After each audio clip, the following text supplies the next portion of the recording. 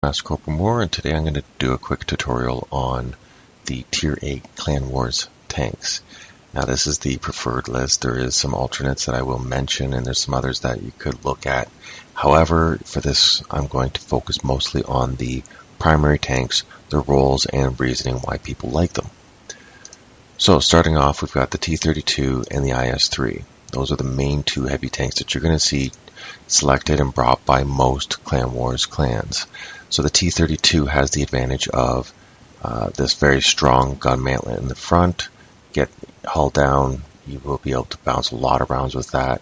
The gun on it, generally people do prefer to use the 90 mil for the damage per minute and the higher penetration with the gold rounds. So ultimately, because of the quick reload and the high penetration, the average damage from a 90 mil versus 105 mil will be greater. Now moving on, the IS-3. Obviously, a lot of people who have owned this understand why it is a preferred tank. It has great sloped frontal armor, good mobility for a heavy tank, very effective 122 mil gun with great penetration.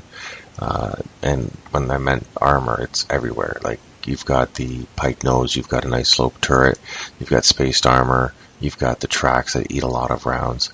These things have high survivability, high mobility. The one thing they are lacking is view range, but that's usually made up for in Tier 8 by light tanks.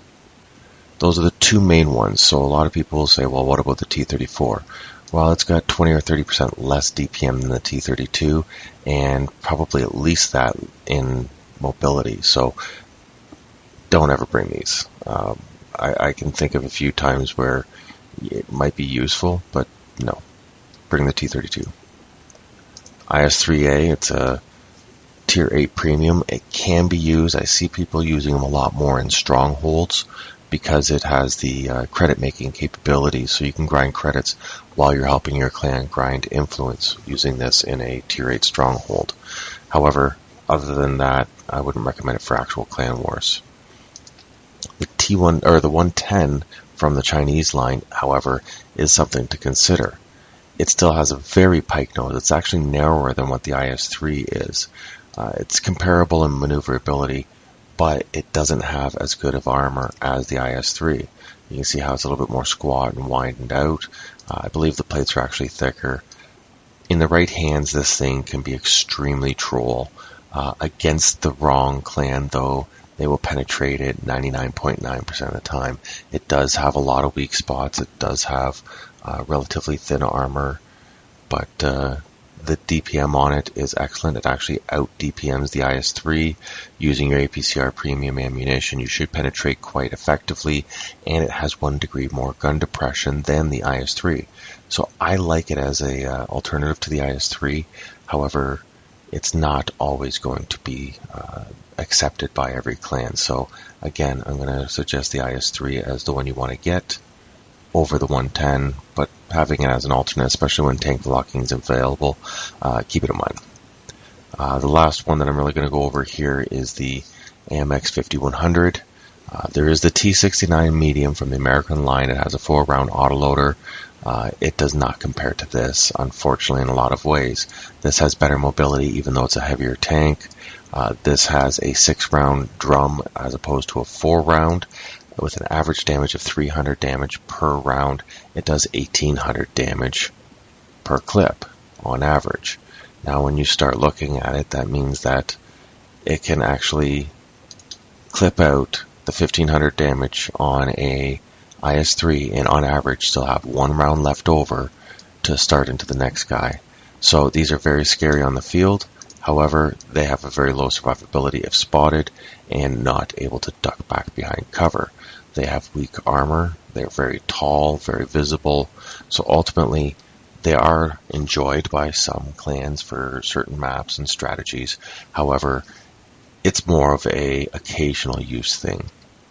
I do have the Wiz 111. I'm not going to mention it because ultimately it is not going to compare to the 110 IS-3 or even the IS-3A.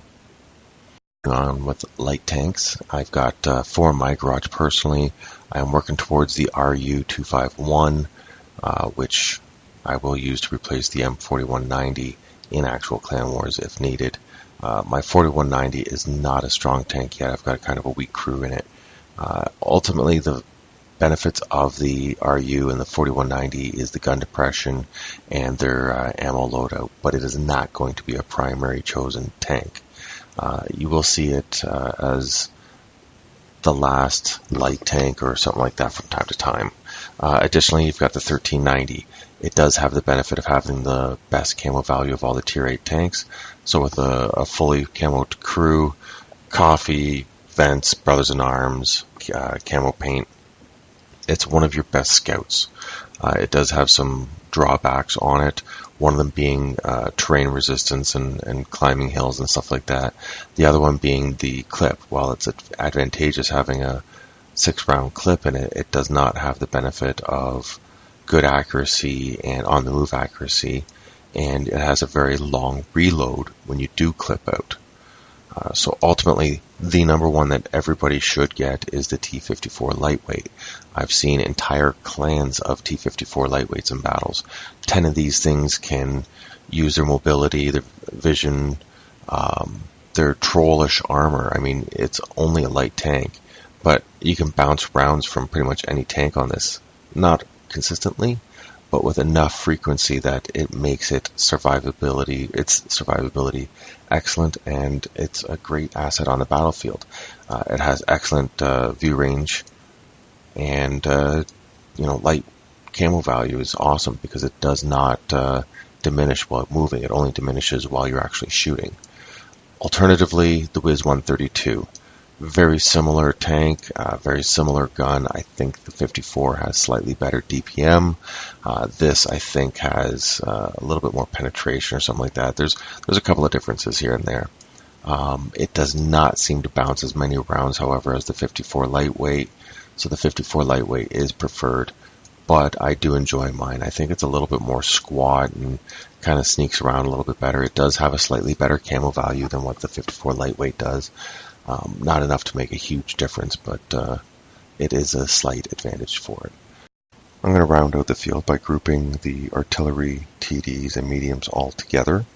The artillery is a debatable point. Some clans, even the higher end, will use them. Many clans will not, or will use them only sparingly. They take a lot of hit points off of your team, especially when they make up 10% of your team, when you're only having a 10-person team going into clan wars.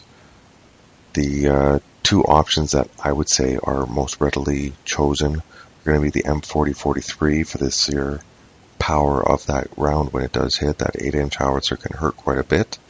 It is also relatively mobile, not so much as the Lorraine. The Lorraine 155-51 has a faster rate of fire, doesn't have as much of a splash radius, but it does have even more mobility than what the M4043 does. So those would be the two options and the reasons for them.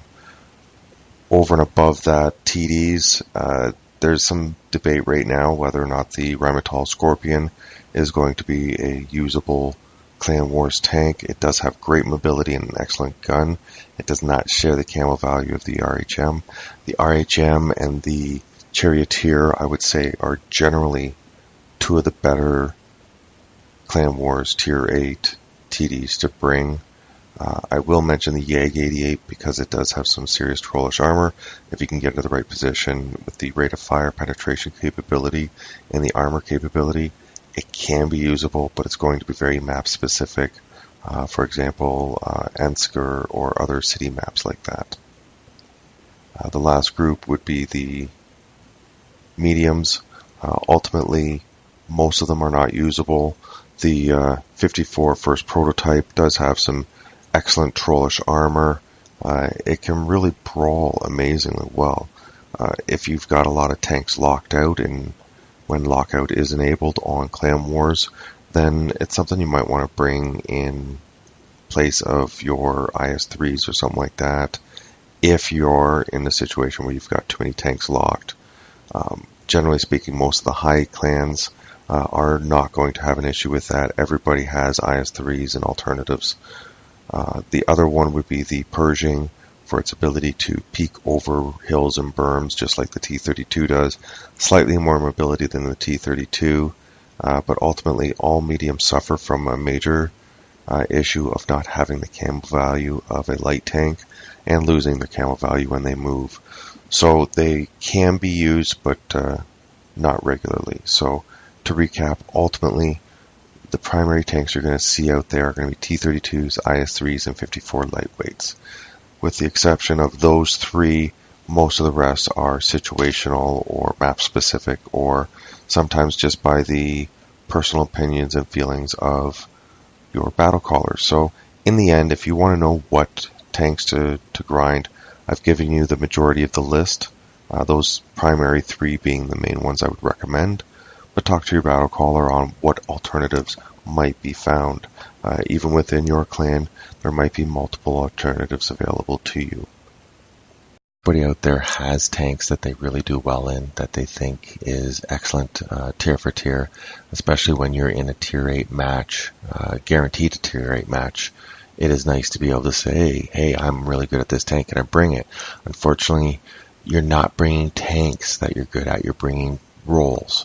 So you need to fit a specific role. So if you're really good at heavies, focus on getting the heavies that I suggested and be really good at the role of driving heavies. If you're really good at lights and mediums for tier 8, it's the light tanks that you're going to want to focus on getting, unlocking, and mastering. It's the way that Clan Wars has developed over time, that each time everybody goes up against somebody else, they find one little flaw in their strategy and come up with an alternative, sometimes going right back to the beginning and starting all new with a new strat. But in the end, it is going to be these tanks that I've mentioned that are going to bring success to you and your clan in Clan Wars. So hopefully you can take what I've suggested and grind out a few of these tanks for yourself and really help out your team. Good luck out on the battlefield, and I'll see you in Clan Wars.